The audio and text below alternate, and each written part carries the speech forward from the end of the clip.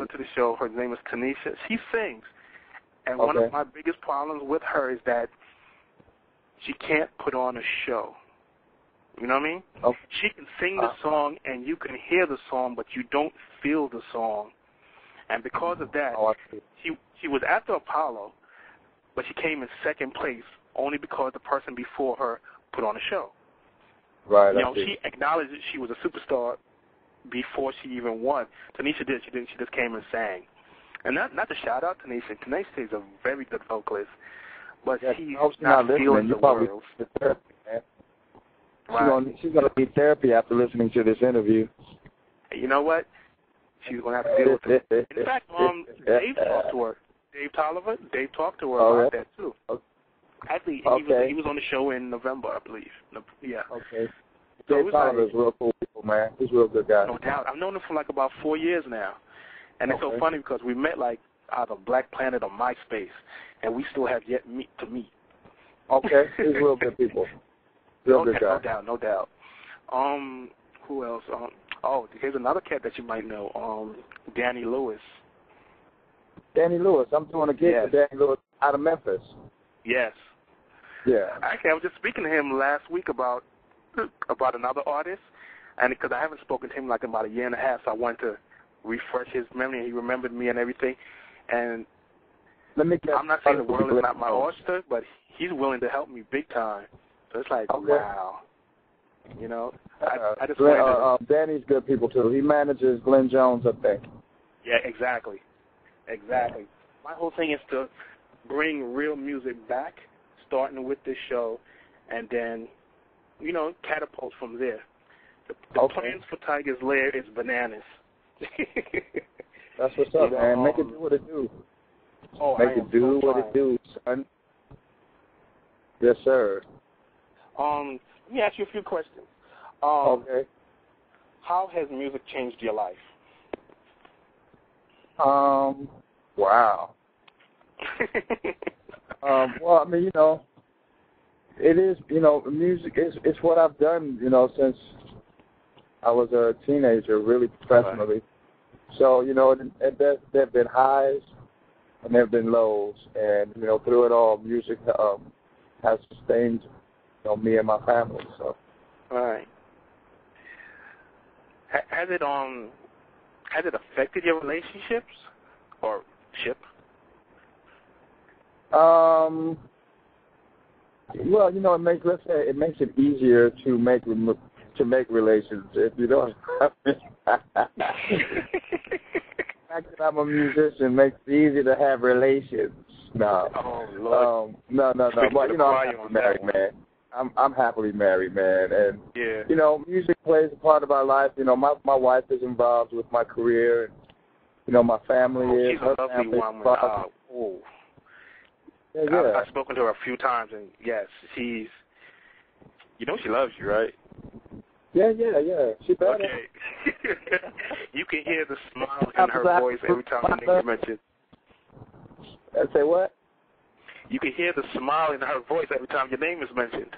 Okay. Hey, listen, as many times as I've had to prove my love, she better smile when my name is mentioned. You know what? I'm jealous because I'm still looking for that. You know, that's what you gotta stop looking. A couple of times. Look, you got to stop looking, Black. That's what's going to make it happen. When you stop looking, it's going to roll up on you. And you know what? I want to be ready when that happens. Yeah. That's why I'm busting my butt so much right now. Between success and my son, I almost don't have time for it right now. But once I get settled, I'm going to be prepared and ready. So you're doing the single parent thing? Yeah. I mean, he has a mom, but, you know. He has a mother. Yeah. You know, that's my boy. That's my seed. Got my name.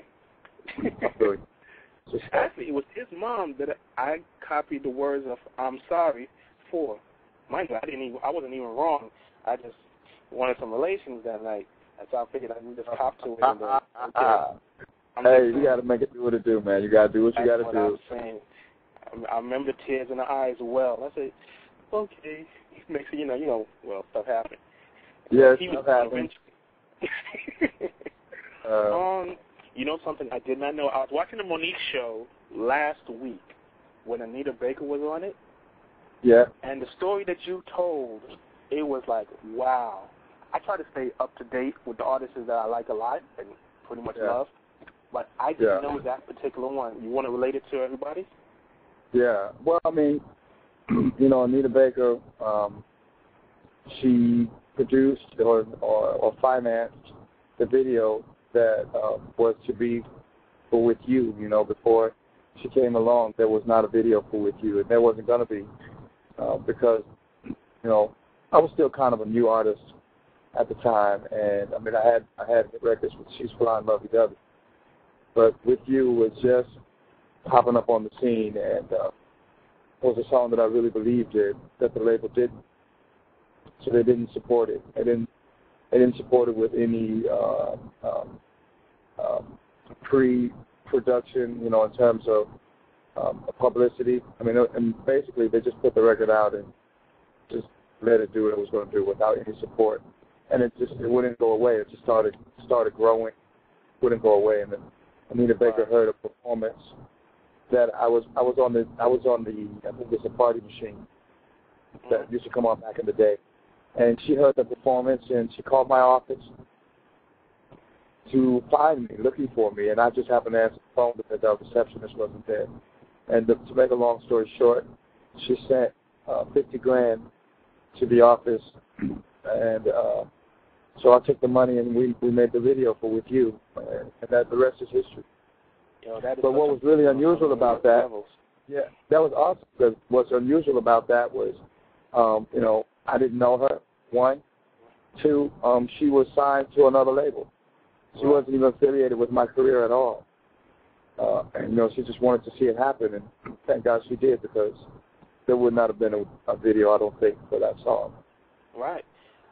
Well, let me tell you, when I noticed you, I was walking on Broadway in Brooklyn, and there was this place called Gates Avenue, and the record store was right there, and I saw this cassette with this dude with shades and a flat top.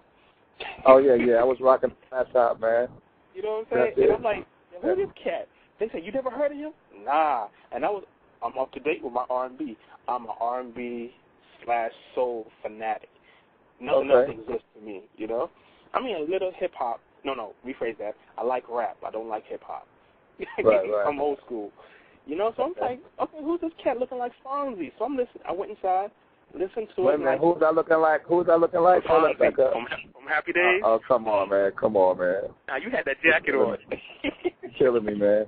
With the collar up. So I said, okay. Yeah. Now you think about it, you was popping collars from back then, man. Yeah, I've been popping collars for a long time. All right. So I'm like, okay. I popped in the cassette, and it was like about $6 back then. Roswell Road. Right? You know, and I listened to it. Roswell I'm like, Road. Yeah. I was hooked. Wow. I was hooked ever since. Thank you, my friend. I appreciate that, man. I really appreciate that you're a fan, and I appreciate that you have this radio show, and that you were interested in having me on. That means a lot. I appreciate that. No, I appreciate you for being the talent that can keep me in endurance for so long.